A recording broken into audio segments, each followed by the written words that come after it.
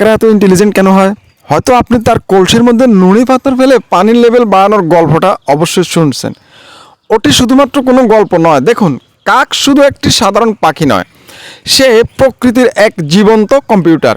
কাকের মস্তিষ্ক আখরোটের সমান হয়, কিন্তু তার ভিতরে থাকে নিউরনের বিস্ফোরণ। তার মস্তিষ্কে মানুষের তুলনায় অনেক বেশি নিউরন থাকে।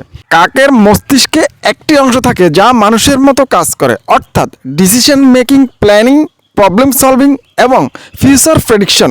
কাকেরা টুলস তৈরি করে, তারকে বাঁকিয়ে হুক বানানো, পাথর দিয়ে বাদাম ফাটিয়ে খাওয়া এবং পানির লেভেল বাড়ানোর জন্য কাঁকর ফেলা, সবই কেবল তাদের সহজাত প্রবৃত্তি নয়, এটি হলো তাদের বিচার বুদ্ধি। বিজ্ঞানীরা লক্ষ্য করেছেন যে কাকেরা কোনো সমস্যা সমাধানের আগে তার সমাধান মনে মনে কল্পনা করে না। আপনি যদি কখনো কোনো কাককে বিরক্ত করেন, তবে সে আপনাকে কখনো ভুলবে না।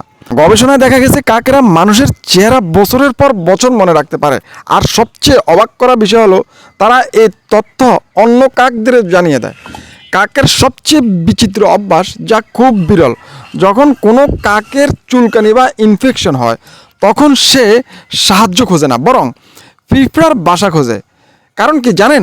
সে সচেতনভাবে পিঁপড়াদের বিরক্ত করে এবং নিজের পাখার উপর দিয়ে তাদের হেঁটে যেতে দেয়। কেন?